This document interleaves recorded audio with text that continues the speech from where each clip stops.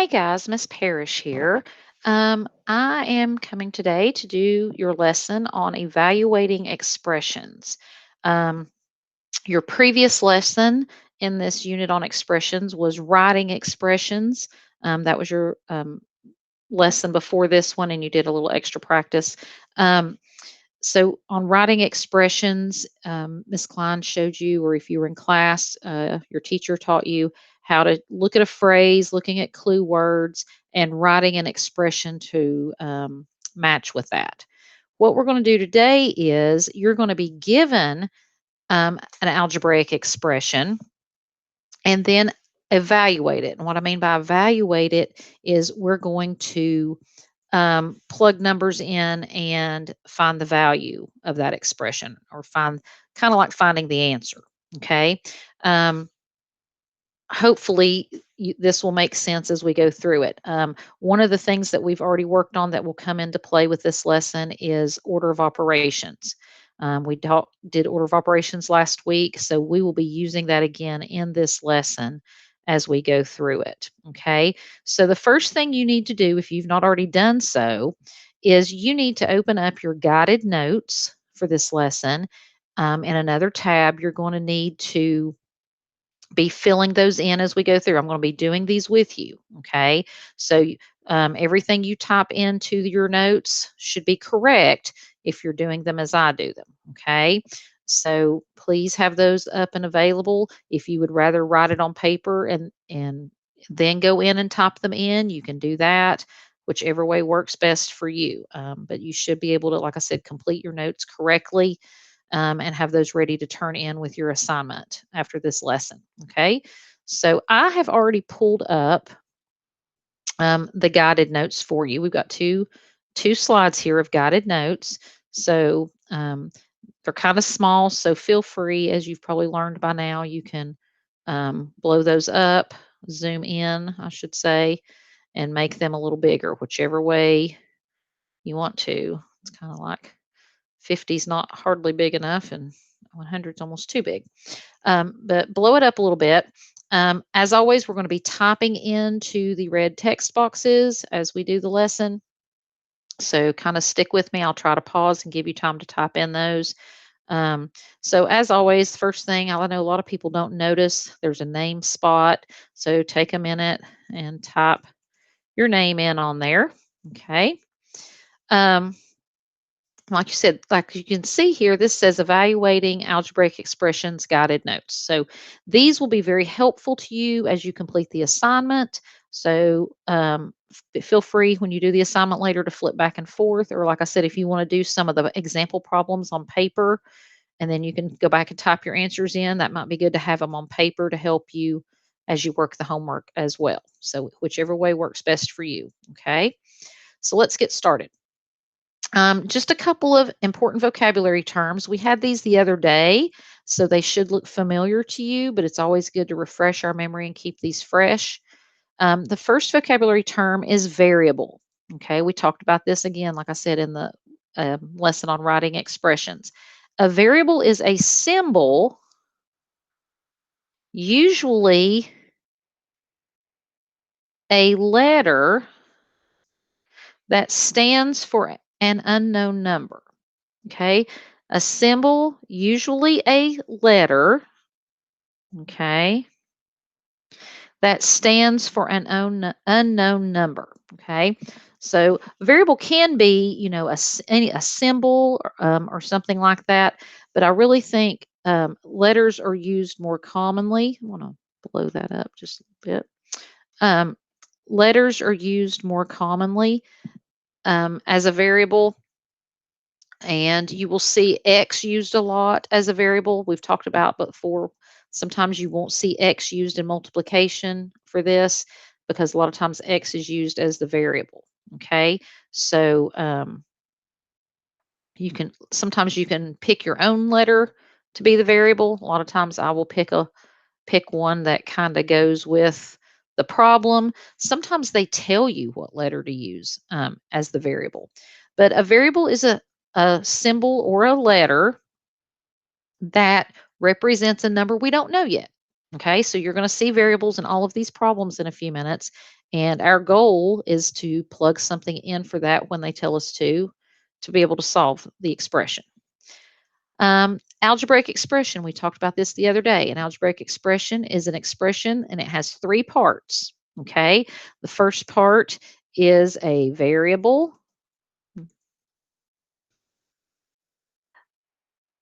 a number, and operation.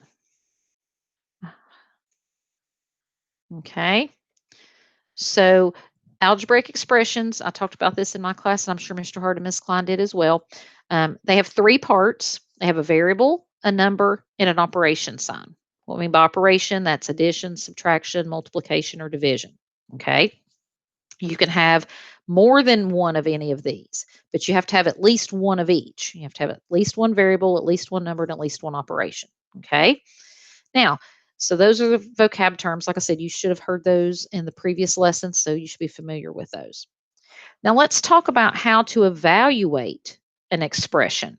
Okay, so evaluating expressions, we've got basically three things to fill in here. So the first part, we want to say to evaluate an algebraic expression means to find the value of it, given specific values for each variable. Okay, now let me talk about that for a second. That's kind of a big sentence there. So what it's saying is when you evaluate an algebraic expression, that means you're finding the value of it. That means kind of like solving it. Okay, we're going to get an answer for that. All right. And the part where it says that you're going to evaluate it and find the value given specific values for the variable, that means they're going to tell you what number to plug into that in place of that variable. Okay. So you're going to plug a number in for that variable, and then you'll be able to solve it or find the value of it. Okay. So that's what it means to evaluate. Okay. You're going to find the value once they give you a specific value or number to plug in for the variable. Number two says to evaluate an algebraic expression, here's the two steps. Okay. A lot of times in math, we have steps to solve a problem. So basically, here's the two steps that you're going to need to solve an algebraic expression. Okay. So step one is we're going to substitute the given value for each variable. Okay, so substitute the given value for each variable. What that means is you're going to substitute or replace the letter, which is the variable, with a number they tell you to. Okay, they're going to tell you to plug in a certain number. So you're going to substitute or replace the letter with the number they tell you to. Okay, then step two, you're going to evaluate the numerical expression using order of operations. Okay, so you're going to evaluate the expression using order of operations. We've used that recently. We used that in the last module or unit. We did module 9 last week with exponents and prime factorization, order of operations. So here's where you're going to refer back to PEMDAS. Okay, so again, that's going to come back into play with what you're doing today. So if you struggled with order of operations, you may want to pull those notes back out or look back.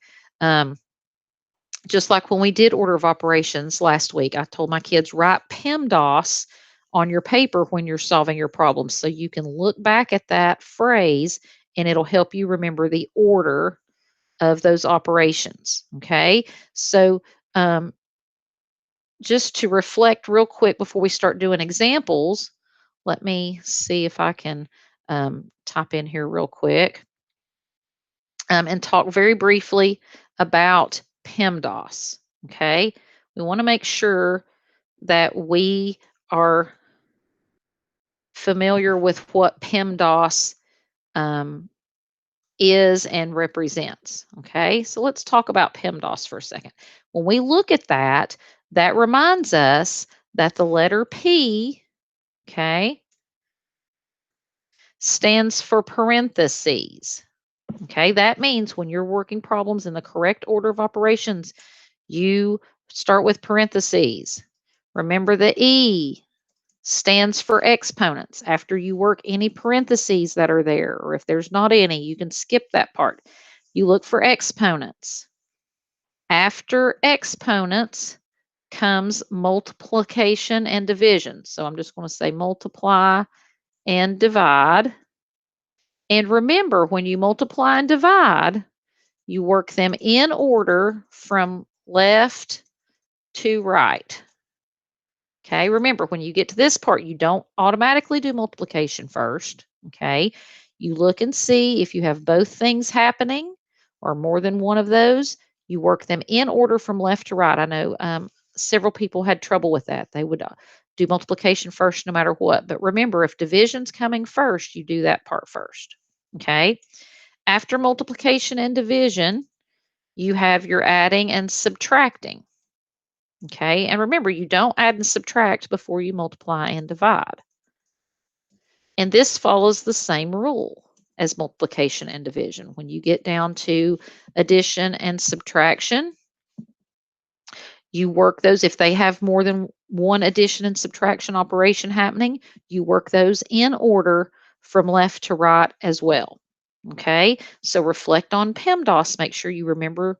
If you struggled with that last week, you might want to review those rules and orders before you start trying to solve these problems. Okay, so let's get into solving these. I want to try to blow this up a little bit more for these problems. Okay, now if you're filling this out on here or if you are doing it on paper, oh, we left one out. I left a text box out here. Number 3 says, don't forget a number right next to a variable means to, let me try to copy that here and move that down. I somehow missed that. Well, let me add. Sorry about that. I don't know.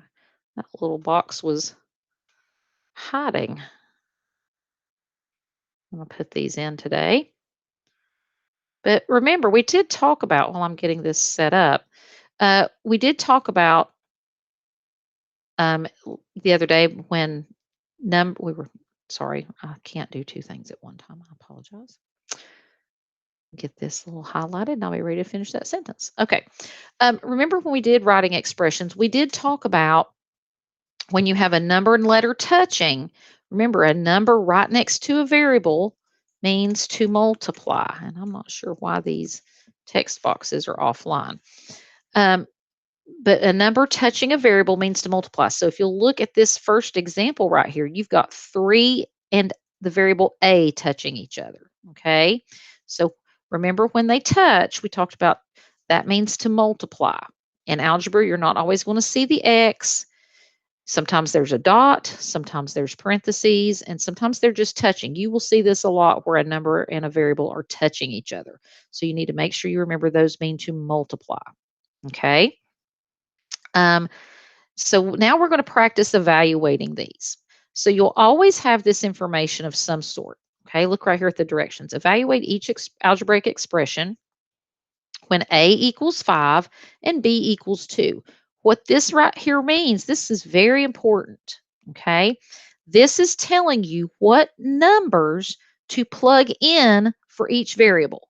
So if you're solving a problem that has the letter A, the variable a attached to it, then you're going to replace that a with the number 5.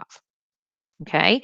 If you are evaluating an expression that has the letter b in it, then you will replace the letter b with the number 2. Okay. So this information is very important. That's what you're going to need to find the value of the expression. Okay.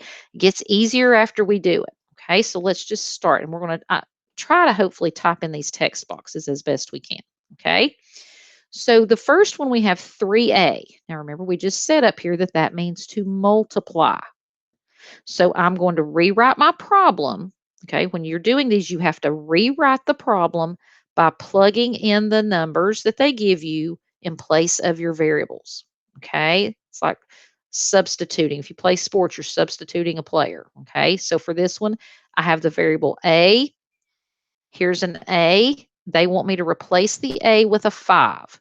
So I know this means multiply. So I'm going to replace this by saying 3. Now I'm going to have to use the x because on here it's not going to let me put a dot.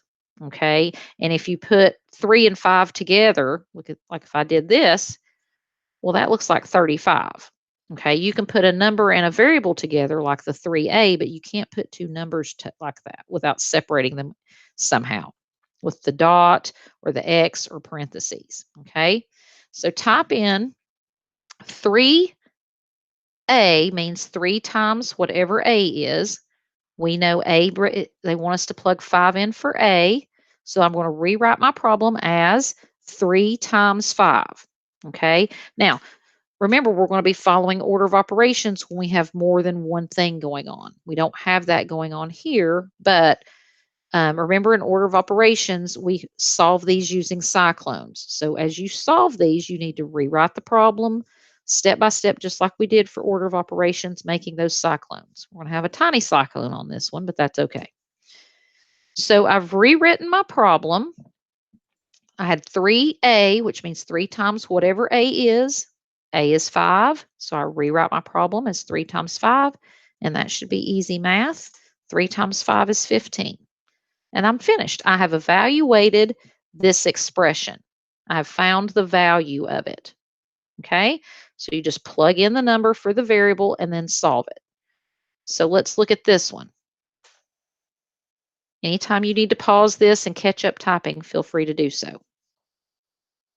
This is 5 plus b. Okay, I don't have an a in this one, so I'm not going to use the 5 for the up here. Okay, I only have a b. So I have to look and see what do they want me to replace the b with. Okay, so the b is 2. So I'm going to rewrite this expression as 5 plus b is represented with a 2. So 5 plus 2. You can always move these over if you prefer. Okay. And 5 plus 2 is 7, and I'm finished. Okay. Those two were pretty easy. They only had one step, one operation. Okay. Let's look at our next one. 2a plus b. Okay. We've got a couple things going on here. I have a number touching a variable, which we already talked about here and here. That means to multiply. So I'm going to be multiplying 2 times a plus whatever b is. So I have 2 operations and I have 2 variables. Okay, that's okay that I have 2 variables because up here they tell me what each of those variables are. Okay, so I'm going to rewrite my problem. 2, remember the 2 touching the a, touchy, touchy, multiply. 2 times a is 5. Okay, and then we have plus b is 2. Oops, sorry about that. Clicked out of that too soon. Okay, so 2 times 5 plus 2. I have retyped my problem. I've rewritten my expression by plugging the numbers in for the variables that they gave me. Okay, so now I'm going to solve. Now I have 2 operations going on here, so I have to follow my rules of PEMDAS. Okay, remember P for parentheses. I don't have any parentheses. E for exponents. I don't have any exponents. The next thing I have is, go back up to this, multiply and divide. I do have multiplication. Oops. Okay, I do have multiplication on here, which is the 2 times 5. Okay, now it's a little harder on here, but on your paper, you would underline that. Remember, we talked about underlining the part that you're working on. Okay, so 2 times 5 is 10, and 10 plus 2 is what we have in our problem now. We've replaced the 2 times 5 and to 10 plus 2. And now the only thing I have left to do is the 10 plus 2, which is easy. And my answer is 12. Okay? You don't have to center yours. You can leave it to the side, whichever way works best for you guys. But in this one, I had two variables, so I had to replace each one with the correct number that goes with it. It's like a matching game. And then you follow the rules of PEMDAS. I have to multiply before I can add. Okay? Let's try this one. A minus B. Okay, well, what's A? A is 5 minus, what is B? B is 2. 5 minus 2 is 3. Those are the simple ones because you only have one operation, one thing to do. Okay? Take a minute if you need to catch up. Take a minute, pause it if you need to. Like I said, you have to look and see what they're telling you to replace the variable with, and then you replace it in the problem and then follow the rules of PEMDAS to solve. Okay, let's do a couple of more here.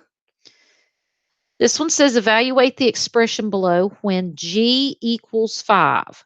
So they're telling you to replace the G with the 5. So 7, instead of 7 plus G, it's going to be 7 plus 5. And 7 plus 5 is 12. Okay, on these you're going to have tiny cyclones.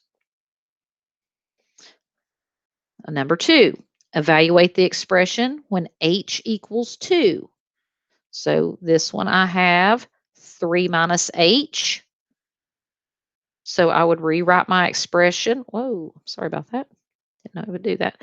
Rewrite my expression as 3 minus, they're telling me to replace the H with a 2. And 3 minus 2 is 1. Okay. It's pretty simple on these one-steppers. All right, this one says evaluate the expression below when M is 35 and N is 7. Now this time you have two variables. So you have to make sure that you're putting the correct number in place with the correct variable. Okay, you have two different variables. So M divided by N is our problem. M is 35. Now I can't put the division symbol on here very easily. So we talked in class about how you can use the backslash. Now, if you know a way to get that symbol in here, that's perfectly fine. But feel free to use the backslash. We've been using that for division when we type things in. So you can type that in like that. It still means division. So we replace the M with 35, replace the N with 7, and 35 divided by 7 is 5. So you can even do it when you have more than one variable.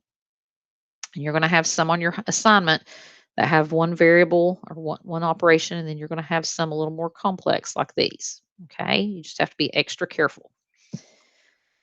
All right, this one says evaluate the expression when M equals 15 and N equals 3. So once again, we're going to rewrite our problem, replacing the variables with the numbers they tell us to.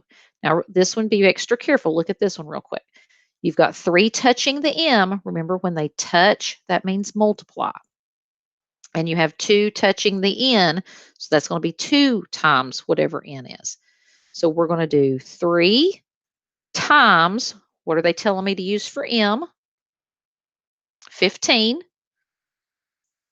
plus, I think it wants me to put a space there, plus 2 times, what are they telling me to use for the N? 3. So now I'm going to start solving my problem. Now I've got 3 operations in this one, so I have to follow PEMDAS. Are there any parentheses? No. Are there any exponents? No. I do have multiplication and I have it twice, so I'm going to do it in order from left to right. So 3 times 15 is 45. So I'm going to type 45 plus 2 times 3. Okay, so what am I going to work next? I still have to do all of my multiplication before I can add. Okay, Again, if you can't make it underline, don't stress out. Just try your best. Okay. So I want to rewrite my problem as 45 plus 2 times 3 is 6. And then the only thing I have left now is 45 plus 6, which is 51. Okay, so I made a little bit more of a cyclone there. The more you've got going on, the better cyclone you make. So I had 2 variables and quite a few operations. Follow order of PEMDAS. All right, let's try this next one. Whoops. This one says 6g to the second power. Okay. Evaluate the expression when g equals 10. So we still have a number and a variable touching. That means multiply. So for this one, I'm going to have 6 times.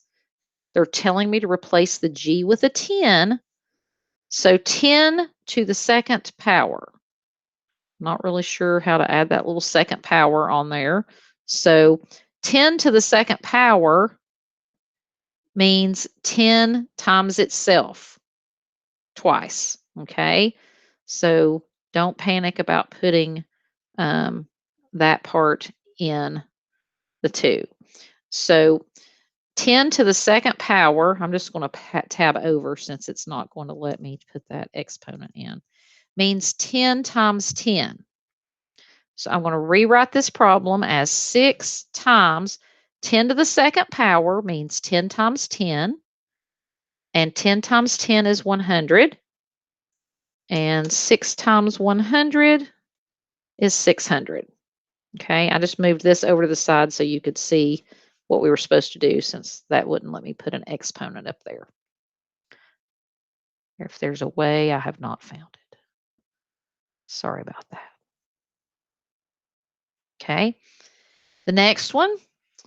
Next problem is 8y minus 2w. Evaluate the expression if y equals 11 and w equals 12. So let's type in our problem.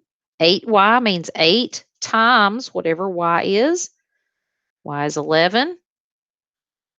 Can't see that symbol there. Okay, it's subtracting 2 times w. So 2 times whatever w is, which is 12.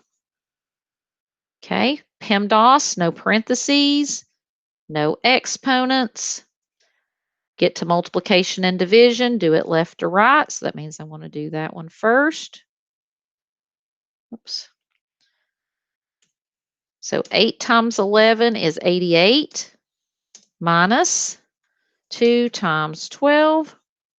Again, you have to complete all of your multiplication before you can add or subtract. Like I said, do your best typing these in. Don't panic.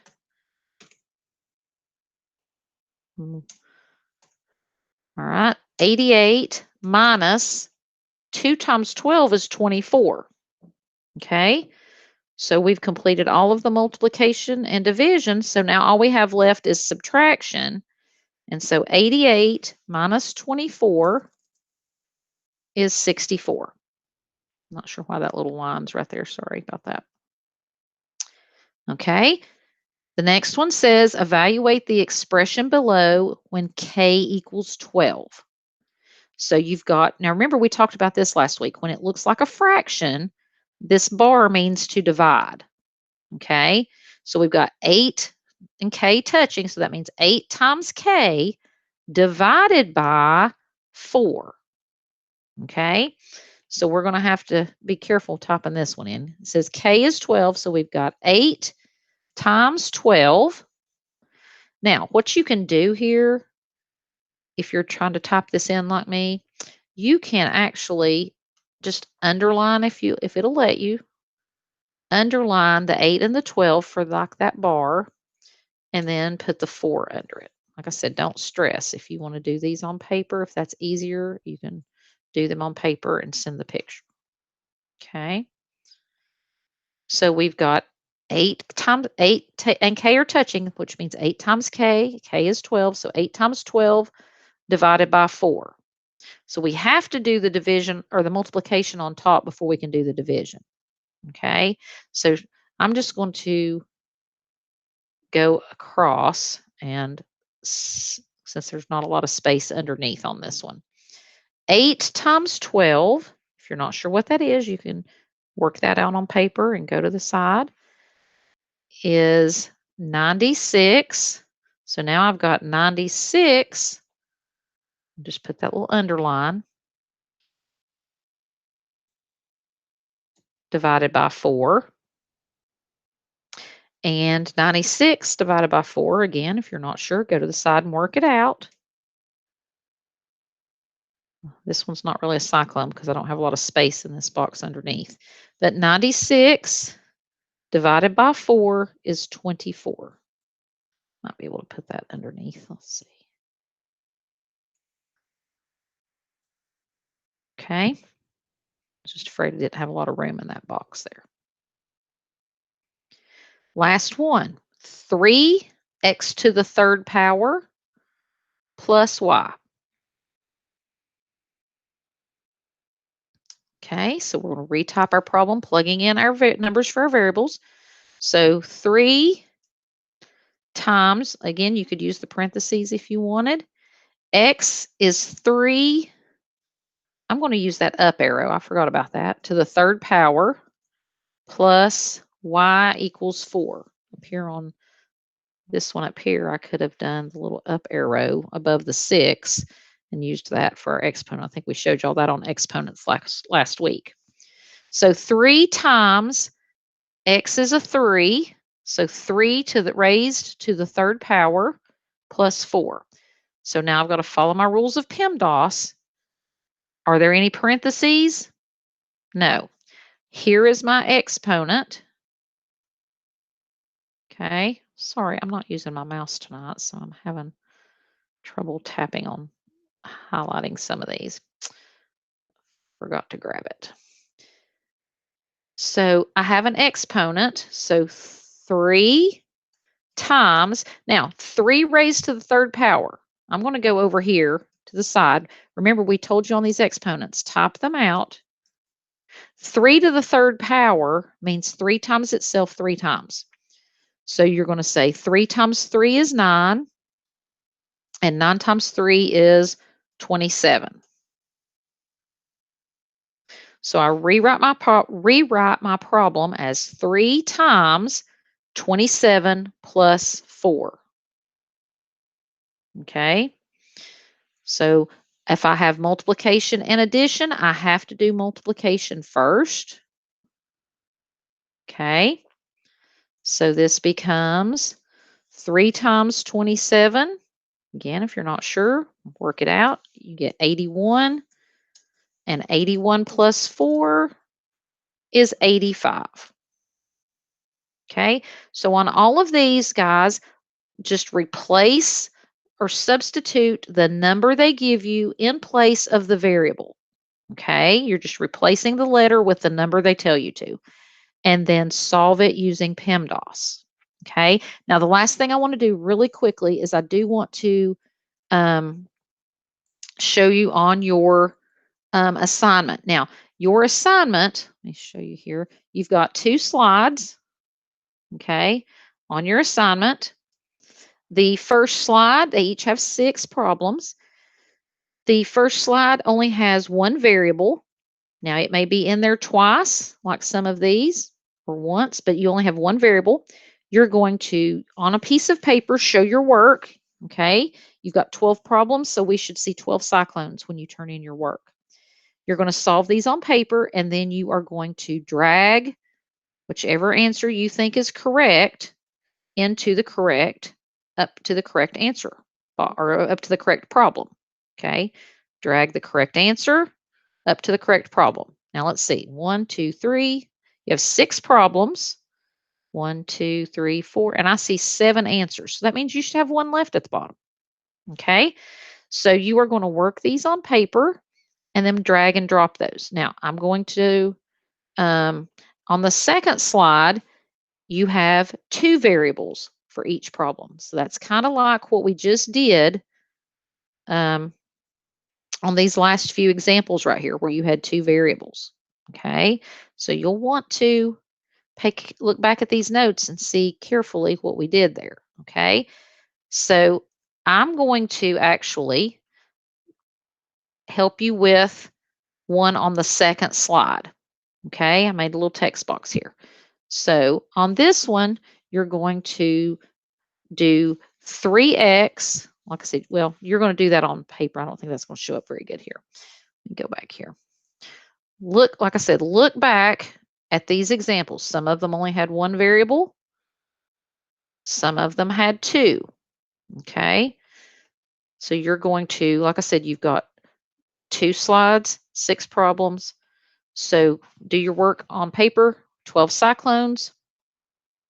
Um, Make sure when you turn in your work today, you're turning in your completed guided notes that we just did together. You turn in your completed assignment and your sheet of paper showing your 12 cyclones. Please do not submit this unless the work is complete. I know Mr. Hard, Ms. Klein, and I have had a few people turning things in with nothing done. Okay, so make sure it's complete before you submit it and you have everything, including especially your work attached. Okay, no work, no credit. All right. I hope this was helpful. Feel free to go back and review the notes if you need to. As always, if you have any questions, you may ask your teacher, Mr. Harden, Miss Klein, or myself.